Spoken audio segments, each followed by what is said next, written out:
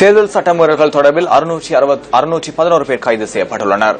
தேர்தல் சட்டமீறல்கள் தொடர்பில் முன்னெடுக்கப்பட்ட சுற்றி வளைப்புகள் மற்றும் கிடைத்த முறைப்பாடுகளுக்கு அமைய முன்னெடுக்கப்பட்ட விசாரணைகளில் சந்தேக நபர்கள் கைது செய்யப்பட்டதாக போலீஸ் ஊடக பேச்சாளர் அலுவலகம் தெரிவிக்கின்றது. தேர்தல் வன்முறைகளுடன் தொடர்புடைய சட்டவிரோத செயற்பாடுகள் தொடர்பில் 214 சுற்றி வளைப்புகள் மேற்கொள்ளப்பட்டுள்ளன.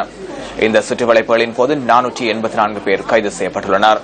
அத்துடன் தேர்தல் சட்டமீறல்கள் தொடர்பில் கிடைக்கப்பெற்ற 275 முறைப்பாடுகளுக்கு அமைய 127 பேர் கைது செய்யப்பட்டுள்ளனர். தேர்தல் கடமையில் ஈடுபடுத்தப்பட உள்ள அரச ஊழியர்கள் சமர்ப்பிக்க வேண்டியுள்ள சுய விபர கோவைகளை நாளை நண்பகல் 12 மணிக்கு முன்னதாக கையளிக்குமாறு தேர்தல்கள் செயலகம் அறிவித்துள்ளது.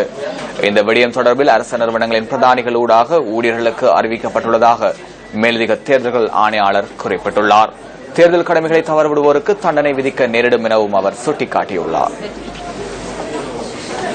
அரசாங்க ஊழியர்களால் மாத்திரமே மேற்கொள்ளப்பட வேண்டிய தேர்தல் கடமையை சில அரச உத்தியோகத்தர்கள் வேண்டுமென்றே புறக்கணிப்பதாக கிடைக்கப்பட்டிருக்கின்ற புகாரை அடுத்து தேர்தல்கள் ஆணையாளர் இப்பணிப்புரையை வழங்கியிருக்கிறார். ஏற்கனவே சொற்று அறிக்கை மூலம் தேர்தல் ஆணையாளரினால் வழங்கப்பட்ட பணிப்புரைக்கு அமைய இந்த கணக்கெடுப்பு தகவல் படிவங்களை சமர்ப்பிக்காதவர்கள் உடனடியாக அவற்றை சமர்ப்பிக்குமாறு கேட்டுக் கொள்ளப்படுகின்றனர். அவ்வாறு சமர்ப்பிக்காத உத்தியோகத்தர்கள் அறிவுறுத்தல் வகுப்புகளுக்கு வருகை தருமாறு அழைப்பு விடுக்கப்பட்ட பொழுதும் அவற்றுக்கு வருகை தராதவர்கள் தேர்தல் கடமை கையளிப்பு கடிதம் கிடைக்கப்பெற்ற பொழுதிலும் அந்த கடமைக்கு சமூகம் அளிக்காதிருத்தல் போன்ற அனைத்து விடயங்களும் தேர்தல் கடமை புறக்கணிப்பாக கருதப்பட்டு 19ஆம் அரசியலமைப்பு திருத்தத்தினூடாக திருத்தி அமைக்கப்பட்டுள்ள இலங்கை சனநாயக சோசியலிச குடியரசின்